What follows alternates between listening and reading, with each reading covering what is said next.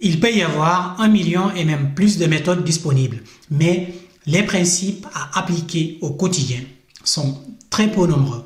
Selon Ralph Waldo Emerson, l'homme qui comprend les principes peut choisir ses propres méthodes de façon avisée, mais l'homme qui essaye les méthodes en ignorant les principes est sûr de rencontrer des difficultés. J'ai tiré cette citation du livre « S'organiser pour mieux réussir, la méthode Getting Things Done » de David Allen. C'est le titre de la deuxième vidéo de notre série des 5 vidéos sur des livres de développement personnel et de gestion du temps. David Allen, auteur de la méthode GTD ou Getting Things Done, est un des théoriciens de la productivité et de l'efficacité professionnelle le plus influent de la planète. Un principe très simple de ce livre que l'on peut résumer en seulement 5 mots à retenir. Collecter, décider, organiser, agir et contrôler. Collectez toute idée ou information nécessitant votre attention et notez-la sur papier ou sur support numérique. Ici, le support n'a pas d'importance. Le plus important, c'est le fait d'écrire nos idées au fur et à mesure qu'elles nous arrivent, ce qui permet de libérer notre esprit et de mettre notre cerveau dans une configuration où il peut travailler efficacement. Le fait d'extérioriser vos pensées aide à éliminer la charge mentale et de réduire le stress qui en découle. Décidez de ce que vous faites de chaque information collectée. Si l'information que vous avez nécessite une action, définir le résultat attendu et passer à l'action. Si l'information ne nécessite pas du tout d'action, demandez-vous si c'est une information utile à conserver et que vous pouvez appliquer dans un autre contexte.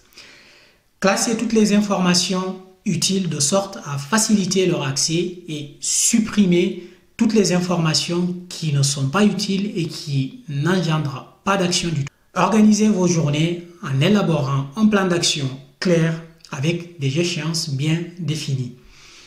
Vous devez définir qui fait quoi, à quel moment, ce que vous devez réaliser vous-même et ce que vous déléguez à d'autres personnes. La définition claire des étapes successives de vos différents projets facilite leur réalisation et la prise de décision concernant ces projets. Un projet est une activité avec plus d'une étape à réaliser ou plus d'une tâche à exécuter. Réalisez vos projets et mettez en œuvre votre plan d'action en mobilisant toutes les ressources à votre disposition. Avancez chaque jour sur votre plan d'action et produisez des résultats. À ce stade, vous devez également faire un suivi de la bonne réalisation de vos tâches et des activités que vous avez déléguées à d'autres personnes. D'où l'importance de contrôler. Contrôlez que le résultat de vos actions est conforme à l'objectif fixé au départ. Faites des corrections et améliorez le système si besoin. L'auteur de la méthode GTD donne beaucoup d'importance à la phase de collecte des informations qui est très importante pour libérer votre cerveau. Pour David Allen, le plus gros du stress provient de la façon déplorable dont nous gérons nos engagements. Le fait de noter tous nos engagements, toutes les choses que nous avons à réaliser permet au cerveau d'être libre et disponible pour exécuter tout ce qu'on lui demande. L'autre principe clé de cette méthode GTD de David Allen est de définir systématiquement quelle est la prochaine action pour tous vos projets.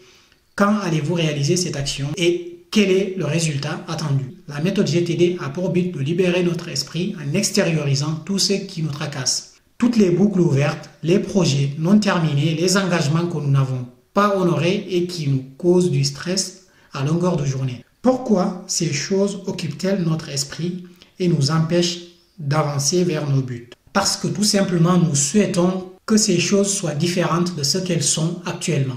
Mais nous n'avons jamais clarifié précisément quel est le résultat souhaité. Nous n'avons pas décidé clairement de la prochaine action concrète à entreprendre pour aller de l'avant. Et en plus, nous ne disposons pas de système fiable pour collecter toutes ces choses à traiter, les actions associées et les résultats que nous attendons.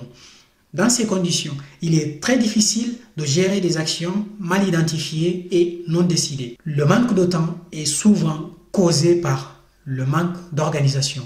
Selon la méthode GTD, il y a deux approches en matière de gestion des engagements et des projets. La gestion horizontale et la gestion verticale.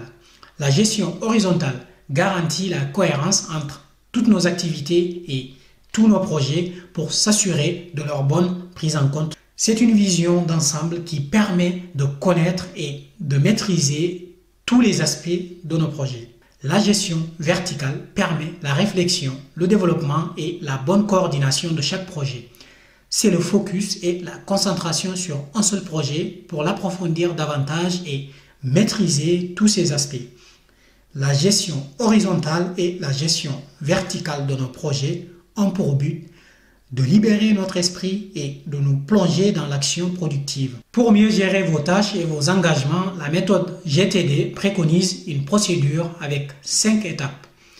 En 1, la collecte de tout ce qui attire votre attention. En 2, la clarification de chaque élément collecté. En 3, la structuration des résultats attendus de chaque donnée d'entrée. En 4, la réflexion sur les actions possibles. Et en 5, la définition de la prochaine action. Dans tout projet, définissez toujours le pourquoi de vos actions, le quoi en termes de résultats attendus et le comment sous forme de méthode pour y arriver. La méthode de planification naturelle proposée par David Allen comporte 5 phases. Première phase, définir la raison d'être de votre projet, votre source de motivation profonde qui vous pousse à agir. Deuxième phase, identifier les perspectives d'avenir du projet. Troisième phase, réaliser un brainstorming pour collecter toutes les idées. Quatrième phase, structurer l'ensemble des idées par thématique ou type d'activité. Et en cinquième phase, définir l'action suivante pour avoir une idée claire de ce qu'il y a à faire. J'applique au quotidien le principe de tout collecter et de mettre sur écrit tout ce qui me passe par la tête. Ça me permet de libérer mon cerveau. J'ai toujours un petit carnet de notes et un stylo dans ma poche. Je note toutes les nouvelles idées sur ce carnet pour me concentrer sur ce que je suis en train de faire sur le moment présent.